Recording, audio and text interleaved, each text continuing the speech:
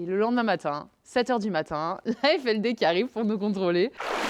Je m'appelle Margot Bayeul, j'ai 24 ans et je suis membre de l'équipe de France d'aviron depuis 2014. Bonjour, c'est Emma Lunati, j'ai 25 ans et je suis également membre de l'équipe de France d'aviron avec Margot.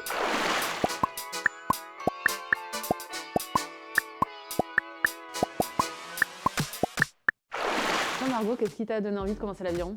J'ai commencé l'aviron en 2012 et enfin moi ce qui m'a donné envie c'est vraiment le sport extérieur, le sport avec le contact avec l'eau et ça c'est hyper plaisant d'avoir plein de paysages pendant une course et enfin comme pendant l'entraînement.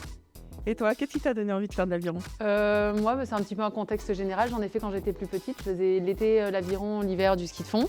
Donc après, j'ai arrêté après mes années minimes et j'ai repris en 2016 à l'aviron grenoblois. Et une fois que j'ai repris, je me suis plus jamais arrêtée. Et Margot, qu'est-ce qui te vient à l'esprit quand tu penses au contrôle antidopage? Pour moi, ça me fait penser à un sport propre pour qu'on soit tous à peu près égales par nos moyens.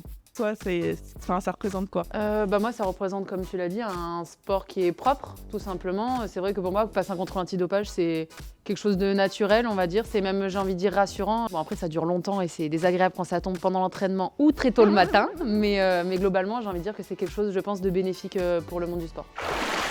Ton premier contrôle antidopage, tu t'en souviens? T'as un bon souvenir, t'as un mauvais souvenir ou... Alors mon premier contrôle antidopage, je m'en souviens pas, en toute honnêteté. Je me souviens juste de 1 ou 2 contrôles antidopage un peu folklore et qui étaient assez rigolos, on va dire.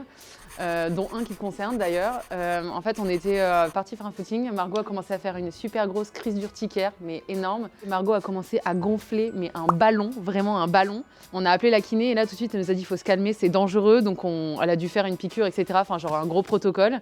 Et on s'est dit, là, s'il y a un contrôle demain, il va falloir faire plein de papiers, etc. Et le lendemain matin, 7h du matin, la FLD qui arrive pour nous contrôler. C'est vrai que ça nous a fait une belle anecdote et on en rigole encore beaucoup aujourd'hui. Et toi Margot, ton premier contrôle antidopage? Moi, mon premier contrôle, j'étais jeune et on était à Tarbes-sur-Lot, donc c'était un de mes premiers stages en équipe de France. Et moi, c'était très très long, donc du coup, j'ai pas pu m'entraîner, donc parce qu'ils sont venus pendant la sieste. Sauf que j'ai ouvert la porte et ils ont dit ah bon vous, on vous contrôle. Et sauf que j'ai été obligée de faire 3 fois pipi dans le pot parce que c'était beaucoup trop clair. Et donc du coup, ça m'a pris beaucoup de temps et j'ai dû terminer à 22h. C'est quoi pour toi la plus grosse idée reçue sur une rameuse? Pour moi, une des idées reçues, c'est qu'on est un peu, entre guillemets, des camionneuses du haut du corps, qu'on a souvent des gros bras et que notre sport, il est que sur le haut du corps, alors que globalement, le bas est très très important. Au final, on est l'exemple même, on est 2 baguettes de pain au niveau des bras, donc on dire que tout est important dans l'aviron, c'est de la tête aux pieds, donc c'est une vraie idée reçue. Et toi, Margot?